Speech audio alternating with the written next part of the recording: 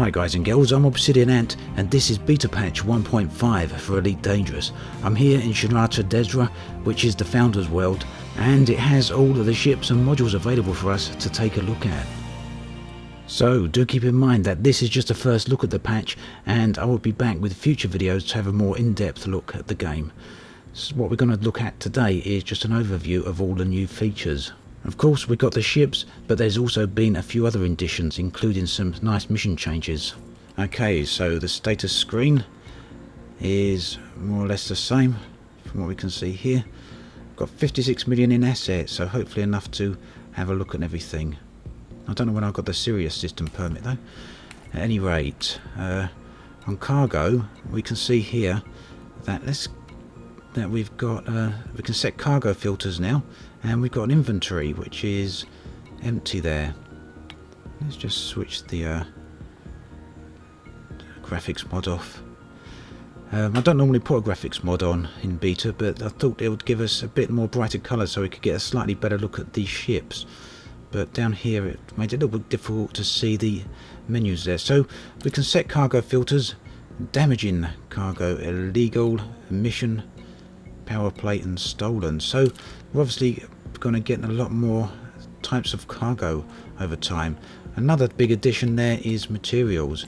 Now we can't select anything there, but we have a 300 unit capacity.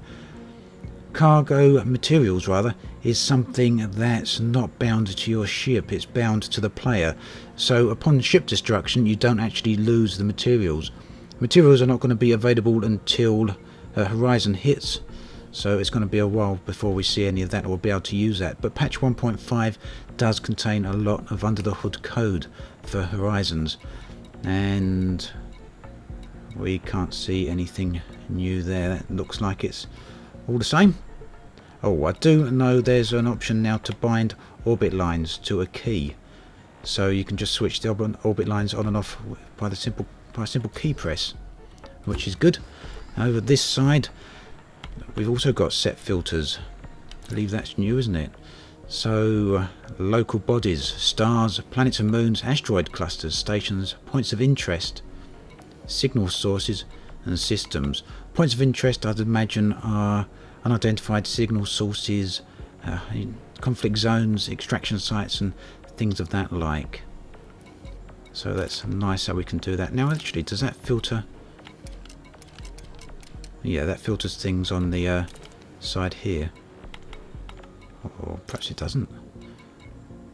Yeah, local stuff rather than other systems, other stations.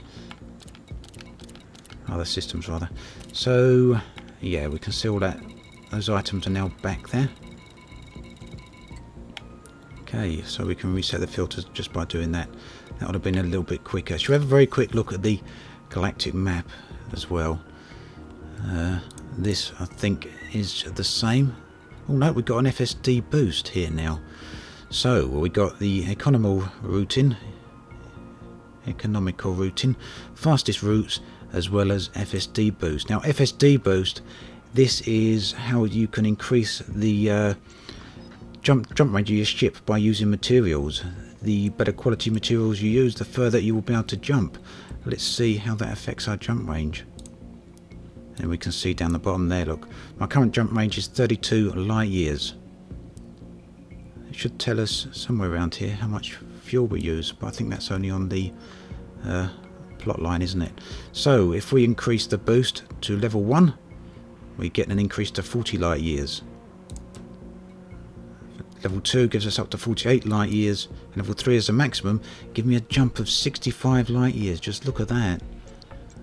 Let's see how much fuel it actually uses though. These, as far as I know, are like a one-off boost. They use up the material and that's it, you can't do it again. I'm not sure if you'll be able to keep boosting all the time you've got materials and then it only expires, or if you've simply got one charge per day or something like that. But I guess we'll find that out. So if we go back here, we should get a slight indication of how much fuel that should use. And yeah, that uses the vast majority of my fuel tank. If we go back to the galaxy map again, and this time go to fastest routes and plot the same destination again, We obviously can only see to the next jump, as that was a couple of jumps, but I'd imagine it probably won't use the same total amount of fuel. At any rate, let's get to the ships. Well, actually, we can have a look at the missions, because there's some new mission types here. So let's have a look at the bulletin board very quickly before we get to the ships. So these missions may not yet show up, but we got linked missions or chained missions, as well as missions that are findable in space. Obviously we'll have to be in space to see them. Search the LFT-926 system for lost personal effects. Now that's a new mission as far as I'm aware. We've been tasked with locating missing personal effects after a catastrophic ship failure in the Generator Desra system. Find the missing items as quickly as you can, Commander. Time left 14 hours. So I can't get any of these missions at the moment because I haven't got a suitable rank. The left mouse button don't seem to work on all of these options for some reason. Recover ancient artifacts. Looking for prudent cargo transports, express delivery, promotion opportunity within the Federal Auxiliary. So these are basically the same missions that we normally get. That looks like a new icon there, doesn't it? In safe hands. A cold-headed trader is needed for an important assignment. The pilot will be required to hold a data cache for a set period of time before delivering it to the operative. Arthur Morton in LFT-926 system. If the data is lost, the contract will be immediately terminated. Okay, so that's something you've got to hold on to. Target time 18 minutes.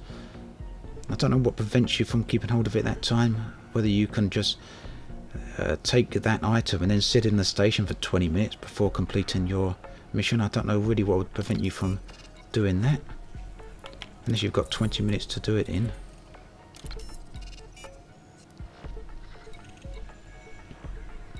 What else have we got? Human trafficking, commodity acquisition services, stay in the course. So that looks like another. A competent pilot is needed to safeguard a quantity of synthetic meat before meeting with a contact in the nuance system. The pilot should be aware that there are other parties interested in this cargo, and they may try to take it through force. And I'll be back to have a closer look at missions in another video. For now, let's move on and take a look at outfitting. There's just one change down here that's obvious. That's the planetary approach unit. Can't currently fit one because obviously it's not in the game yet. We won't get that until Horizons, but that's another thing that's been changed here for patch 1.5 in preparation for the expansion. This is where we can place bobbleheads. Obviously they're not in the game at the moment, as this is still beta, but you can see there's 10 positions, so we're bound to have 10 bobbleheads. I guess we're about to place a specific bobblehead in any one of those 10 locations, hopefully. Well, let's go and take a look at the ships then. This one, of course, is the Viper Mark IV.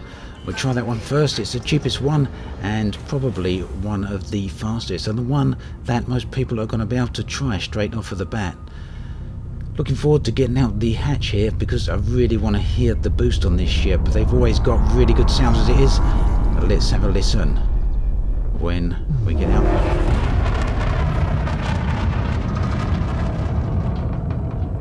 And that sounds pretty nice, doesn't it? Oh, trying again to boost, but it's a little bit early. Any second now. There we go. Right, I'm going to take each new ship out for a spin here and give you some external shots of what they look like in the game. This isn't by any means intended to be a review of any of the ships. It's just a first impressions, a first look to see what they're all about. So the Viper here is quite a bit bulkier than what we're used to seeing in terms of Vipers. This is obviously the Mark IV, and it's quite a mean looking ship. I actually like this one quite a lot. This is the one we saw in the recent sneak peek we got from David Braben, the one that's parked at the edge of a crater. So there's the little cargo hatch under there. You can fit an SRV vehicle in there as well. So that's more or less it for the Viper. I'm going to show the other ships, but I'll also show you the outfitting screen for those ones as well, so you can get an idea of what weapons and modules they can fit. But before we get to the next ship, let's take this one for a quick spin around the station, purely to see how manoeuvrable and fast it is. I really do enjoy flying any ship that's really fast and manoeuvrable, and this one is no exception. Now, it's not quite as manoeuvrable as the Viper, but you know, it's a close call. This is the Keelback.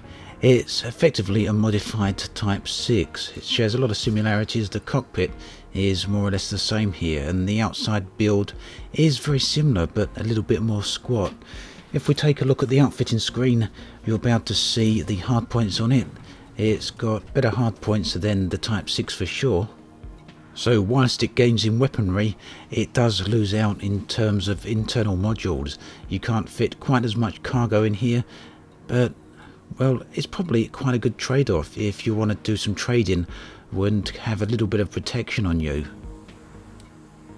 In terms of ship design, I find it to be a little bit stubby. The size of the cockpit there at the front perhaps is a little large. I might get some flack for saying this, but it harks back to the days of Frontier Elite 2 and some of the box-shaped ships that came with that. It's by no means a small ship, and will probably serve as an impressive alternative to the Lakon Type 6. I'll come back to this one in a video and do a little bit of trade running with it, I think, and see how that goes. Be nice to see how it handles against NPC interdictions. Anyone familiar with an Asp will be instantly at home inside the Asp Explorer here. Again, as with the Keelback and its relationship to the T6, the Asp Scout feels almost identical to the Asp Explorer. It is slightly lighter, it's smaller in build and shape, and it does feature less hardpoints. The Asp Explorer can pack quite a punch overall, so it's going to be a little bit of step down in terms of that. But from what I understand, the jump range on this is nearly as high as the Asp Explorer, so it's going to be a good but light alternative to that ship. In terms of price, it fits squarely between the Asp Explorer and the Diamondback Explorer, so it's a bit of a midway ship between those two. To be perfectly frank though, I'm kind of left questioning the motivations for Frontier to include so many ships that feel almost identical in terms of the roles they fulfill. But only playtesting is probably going to really reveal the answer to that one. And now the ship most of you have probably been waiting for, the Federal Corvette. Immediately the ship feels a lot smaller than the Anaconda in terms of its bridge size. It's a very, very different bridge to what you get on that ship. As you can see, the co-pilots are to the back and the rear of the pilot's seat. On the outfitting, we've got a lot of weaponry here. 2 huge hardpoints, a large hardpoint, 2 medium hardpoints and 2 small hardpoints. And you can see where each of those weapons are located as I move down the list here. Internal modules are pretty good. The ship is very large, so like the Anaconda, it has a whole load of module space. Now, one other thing worth pointing out is that on the ship description, it mentions that this ship can carry 2 fighters. That's the same as the Imperial Cutter. Each of them can carry 2 fighters that later on, when we get a further patch, will be able to be deployed. Now, that effectively makes up the full wing size, doesn't it? 3 pilots. So you can have one of your wing members flying the Corvette here, and another 2 flying the fighters.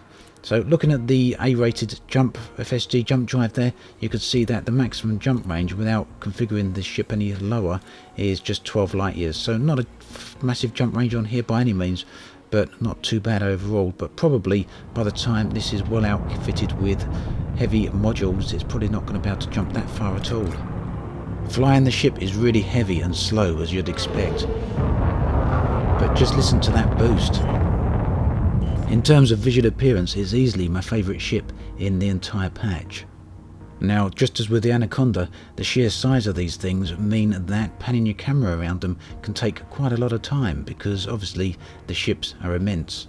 I've actually fully outfitted this ship with weaponry, and you can see the deployed hardpoints at the top of the ship there. Those are the huge ones at the rear, just above the bridge there.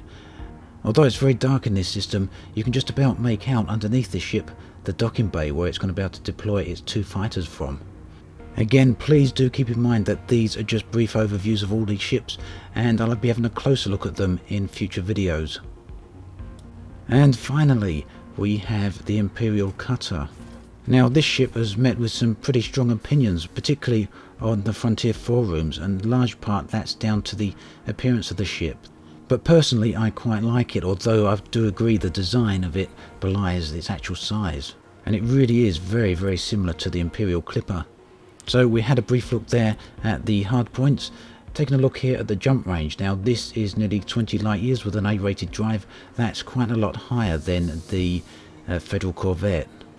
You can also see there that this will be able to carry significant cargo. And I'm pretty sure that some people at least will use it as an alternative cargo hauler. It has a heck of a lot of size 6 module space there. Now whatever you do when you get one of these, don't do this. I'm not sure what got caught here. I'd imagine it's the nacelles, but I couldn't get myself free again. I did try and reverse up, but as soon as I went forward again, I got myself stuck again. In the end, the only way to get free was to quit out to the main menu. Either that or wait to be shot by the station, I guess. So, as I said, overall, I feel this is a very nice looking ship. On the live stream that Frontier did, I weren't too impressed with the nose of the ship, but in actual play, it seems to look quite a lot better. It's not as stubby as what you get on the Imperial Clipper, ultimately giving it a far more sleek appearance. In beta, this ship cost just short of 19 million, meaning that in the live game it's likely to cost 190 million credits, plus it'll have pretty high rank requirements to it. And again, as I mentioned earlier, this ship can also carry 2 fighters, just like the Corvette. Overall, the Corvette and the Cutter make for 2 very nice additions to the game, and they add something else to aim for people who are wondering what to spend their money on. Before I wrap the video up, there's one other thing I wanted to show you, and that's in the control options. Here at the bottom, we've got a whole slew of entries for driving controls, and as with the rest of the ship controls, you can adjust and input on just about everything. So again, that's all coming in preparation for Horizons. Also got driving turret controls there, as well as the drive throttle, so a lot of stuff added in. That unfortunately we're not going to be able to use yet, but is nonetheless a good indication for the future of the game. For now that's it, but I'll be back again later with some more videos for patch 1.5. As always, thanks for watching, and I'll catch you guys and girls next time. Hi guys and girls, I'm Obsidian Ant, and this is a KU Tormi community goal. It's all focused on combat, and I will be right with you after this.